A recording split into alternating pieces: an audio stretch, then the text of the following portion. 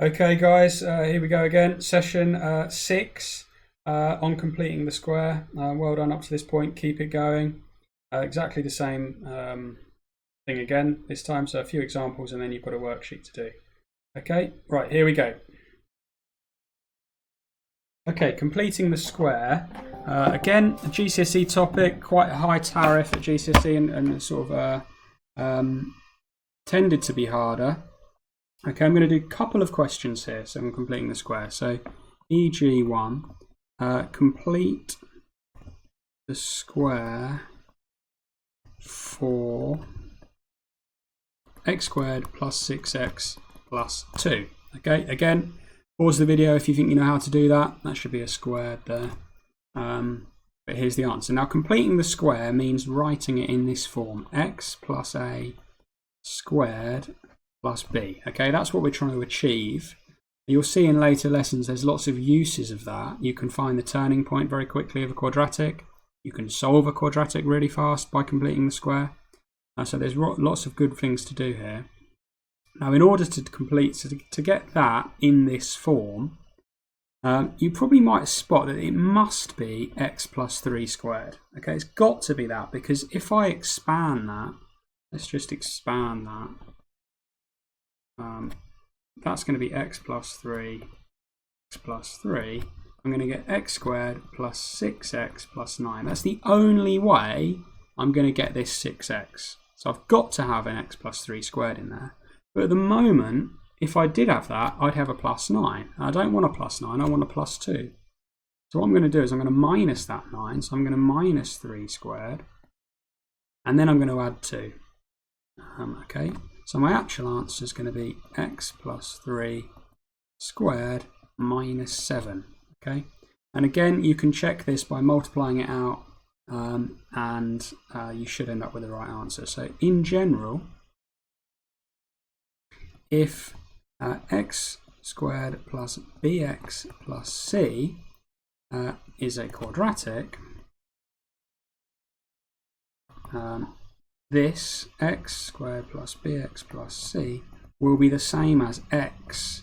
You'll notice that's always b over 2 squared minus b over 2 squared plus c. That's the general way of working out these completing the square questions, okay? So that's example number 1.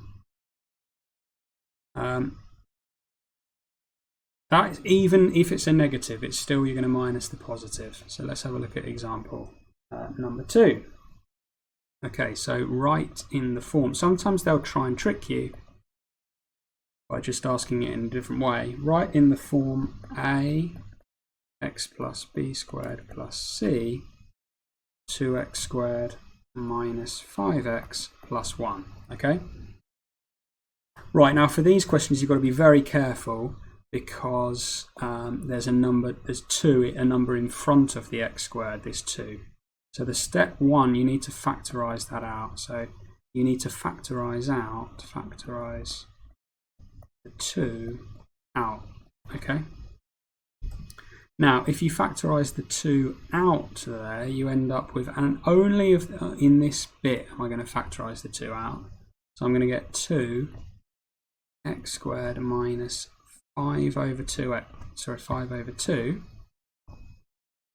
x. Okay, so factor that out, and I'm just going to bring that plus 1. I'm going to stick it over there. I haven't forgotten about the plus 1. I'm just looking at the x terms. Right, now at this point I've got to be very, very careful because there's lots of fractions involved. I'm only going to look at this part here, so this bracket here, and I'm going to complete the square for that. Okay, so I'm going to leave the 2 way over here. I'm going to leave the 1 way over there, and I'm just going to focus in on this blue square here. Now, if I look at that blue square, if I was to complete the square, it's going to be x, half of that, so minus 5 over 4, all squared, minus 5 over 4 squared. There's no number on the end of that in that blue bracket, so I don't need to, that 1 is being dealt with later on. Okay. Right, let's keep going with this now. So I'm going to keep going with that blue bracket. X minus 5 over 4 squared minus, now that's going to be 25 over 16. Okay, and still times over 2, still add 1. Yeah, I'm getting close to the answer now.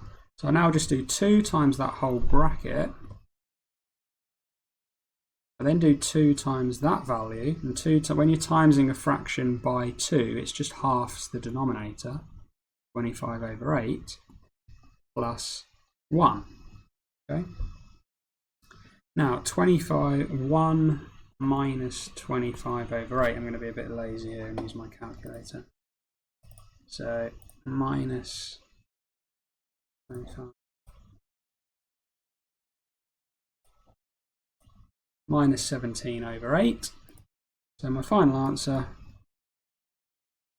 is going to be 2x minus 5 over 4 squared minus 17 over 8.